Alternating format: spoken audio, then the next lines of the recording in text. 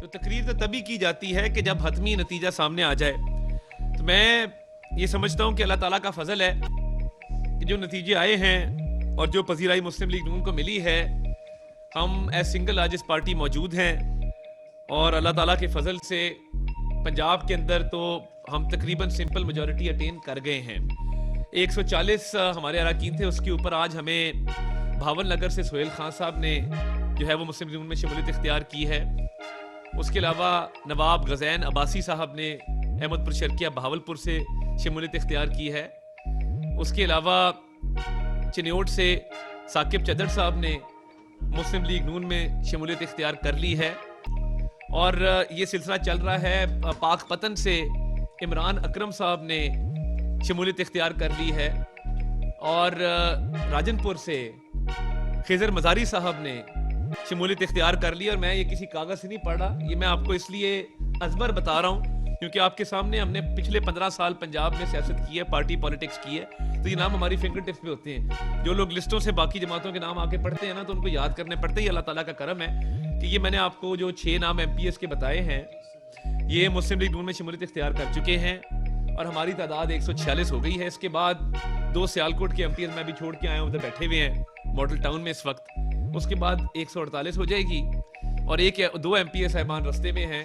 आज हम इंशाल्लाह ताला 150 का पंजाब में फिगर क्रॉस करके सिंपल मेजॉरिटी अल्लाह ताला के फजल से अटेन कर लेंगे और इस पोजीशन में होंगे कि हम पंजाब हुकूमत जो है वो बाआसानी जो है उसको कायम कर सकें। तो ये अल्लाह ताला का करम है हमारे पे कि पंजाब हुकूमत बनाने के लिए जितने अरकान की तादाद जो है वो रिक्वायर्ड थी, वो हम आज इंशाल्लाह ताला अल्लाह ताला के फजल से उसको क्रॉस करेंगे और सिंपल मेजॉरिटी पंजाब के अंदर हम अटेन कर चुके हैं। तो MNAs की जहाँ बात की जाए तो हमें आज शमशेर मजारी साहब MNA ने ज्वाइन किया है। उसके अलावा वसीम कादिर साहब जो लाहौर से MNA इलेक्ट हुए हैं, उन्होंने ज्वाइन किया है। तो आज़ाद जो MNAs हैं उसमें से अब 2 हमें ज्वाइन कर चुके हैं। बाकी भी इंशाल्लाह ताला आज भी और कल भी कोशिश होगी कि मज़ीद MNAs की जो है वो ज्वाइनिंग उसको करवाया जाए। और जो MPS की तादाद है वो अगले 2 दिन में आप देखेंगे कि उसमें खासा इजाफा होगा। बहुत सारे लोग इन आज़ाद MPS में से ऐसे हैं जिन्हें मुस्लिम लीग नून की हिमायत हासिल रही है। यानी खिजर मजारी साहब जो राजनपुर से हमारे MP इलेक्ट हुए हैं, जो उन्होंने रिटर्न ज्वाइन किया मुस्लिम लीग नून, उन्होंने पार्टी टिकट हमें अप्लाई किया था।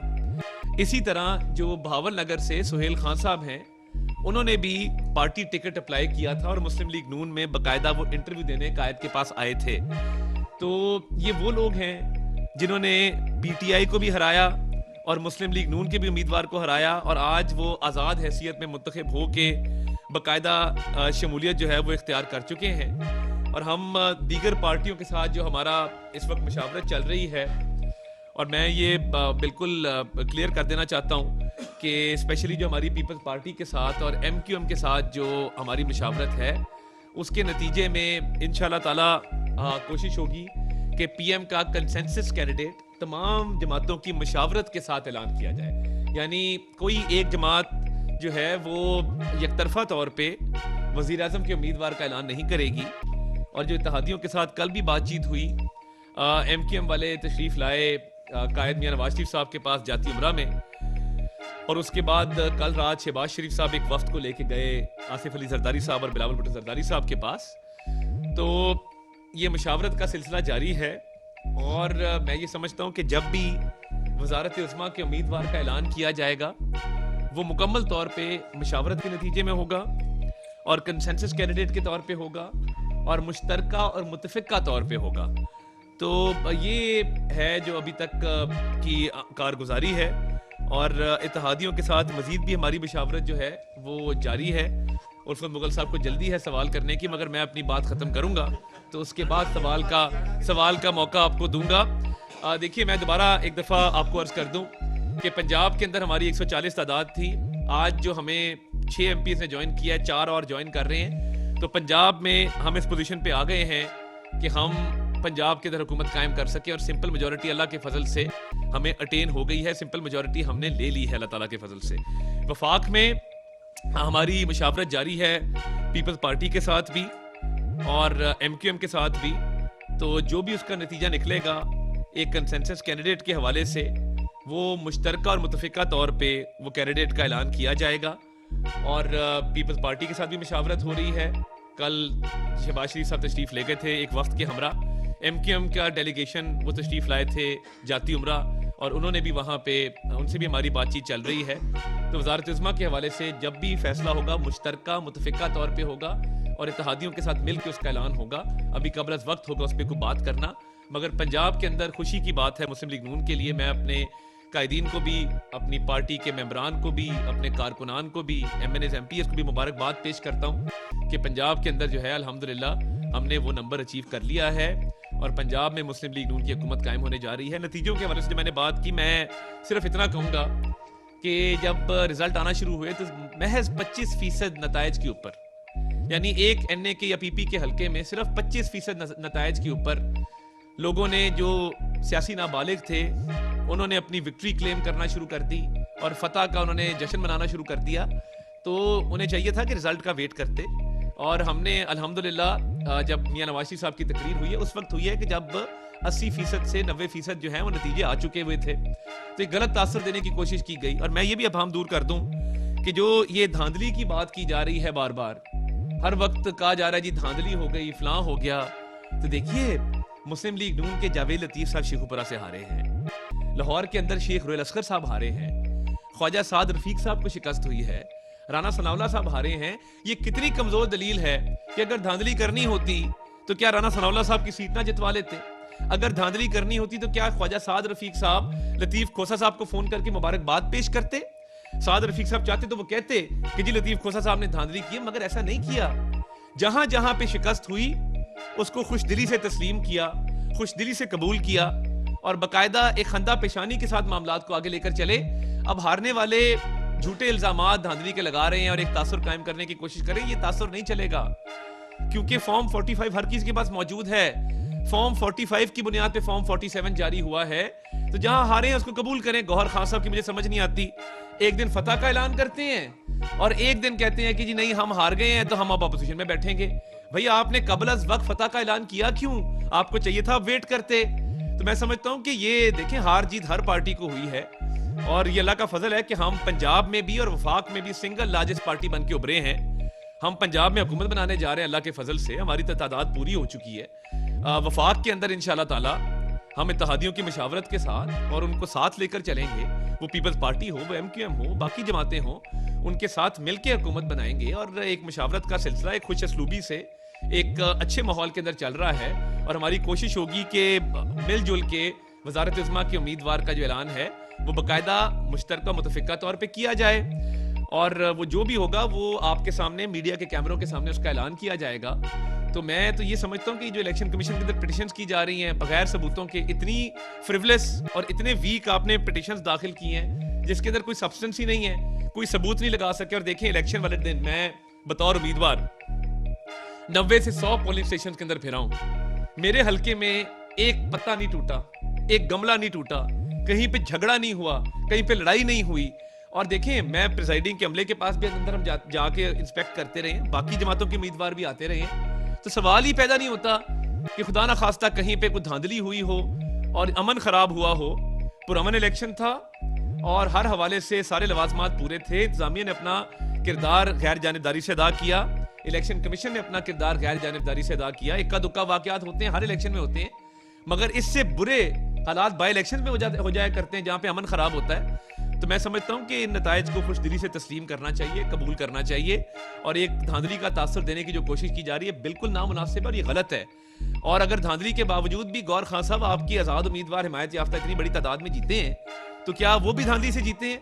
और मुझे एक और बात का जवाब दे दें कि खैबर पख्तूनख्वा के अंदर बड़ा क्लियर मैंडेट मिला है तहरीक इंसाफ की हिमायत याफ्ता उम्मीदवारों को, तो क्या वहां पे धांधली नहीं हुई? धांधली सिर्फ पंजाब में हुई है, धांधली सिर्फ बलोचिस्तान में हुई है, धांधली सिर्फ सिंध के अंदर हुई है?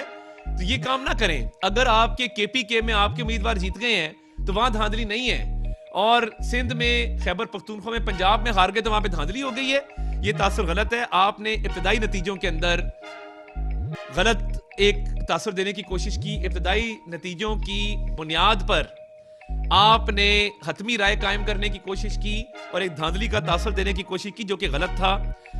शफाफ, गैर जानिबदार और मुनसिफाना इंतखाबात हुए हैं।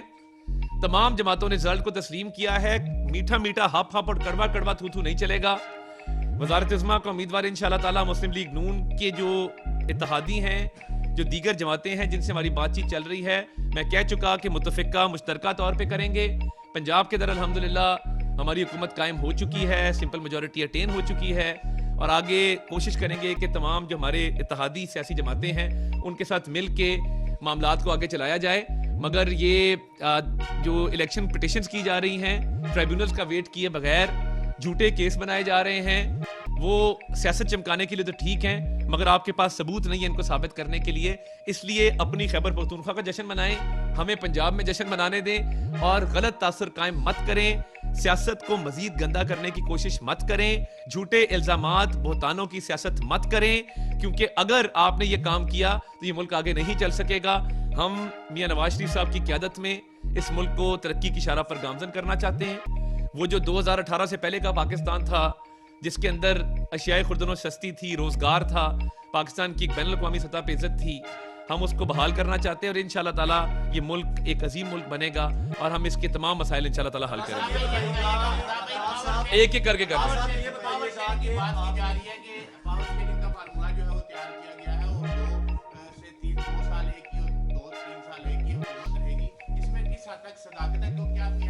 नहीं, ऐसे देखें, ऐसा कोई फॉर्मूला डिस्कस नहीं हुआ, ये महज क्यास राइयां हैं और मैं समझता हूँ कि इत्तेहादियों के साथ जब भी हमारे मामलात तय पाएंगे, पूरा पाकिस्तान इस वक्त देख रहा है, आपकी टीवी की स्क्रीन दिखा रही है, तो आपके सामने मुश्तरका मुतफिका तौर पे वजीर आज़म के उम्मीदवार का ऐलान किया जाएगा। और पंजाब के लिए अल्लाह ताला का शुक्र अदा करते हैं कि पंजाब में हमारी हुकूमत आई। ये जो आपकी बार सड़कें टूटी हुई हैं, जो पंजाब के अंदर इन्होंने मुरम्मत नहीं की, उस्मान बुज़दार साहब आज कहाँ पे हैं? पिछले 5 साल क्या हुआ, क्या खिलवाड़ हुआ इस मुल्क के साथ? और मैं अपने हल्के की अवाम, मैंने 127 का शुक्रगुजार हूँ, उन्होंने जिस एतमाद का मुझ पर इजहार किया और मैं इंशाल्लाह ताला इस हल्के की महरूमियां भी दूर करने आया हूँ। तो मैं अपने हल्के के हवाले से भी हर फोरम पे आवाज उठाऊंगा और अब पंजाब हुकूमत आ चुकी है तो इंशाल्लाह ताला हल्के की महरूमियां भी दूर करेंगे।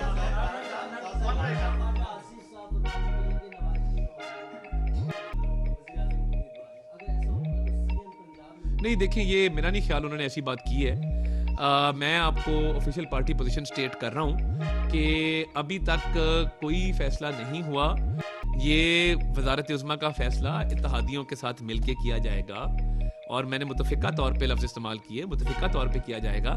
अभी तक पार्टी की तरफ से कोई ऐलान नहीं है इस हवाले से, जो पार्टी ऐलान करेगी उसका वक्त तक। जी मलिक आरिफ साहब, एक सेकंड, आपको बना दें।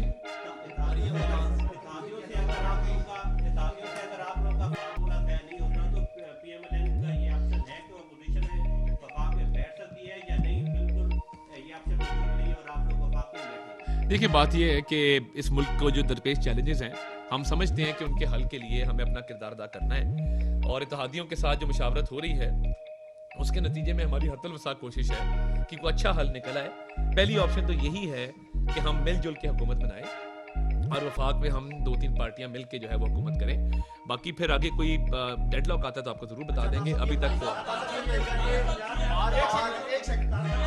अभी फैसला हो जाएगा पार्टी ऐलान। भाईजान, मैं कह रहा हूँ ना, अभी ना वज़ीर आज़म का फैसला हुआ ना वज़ीर आला का, जब होगा आपको बता देंगे।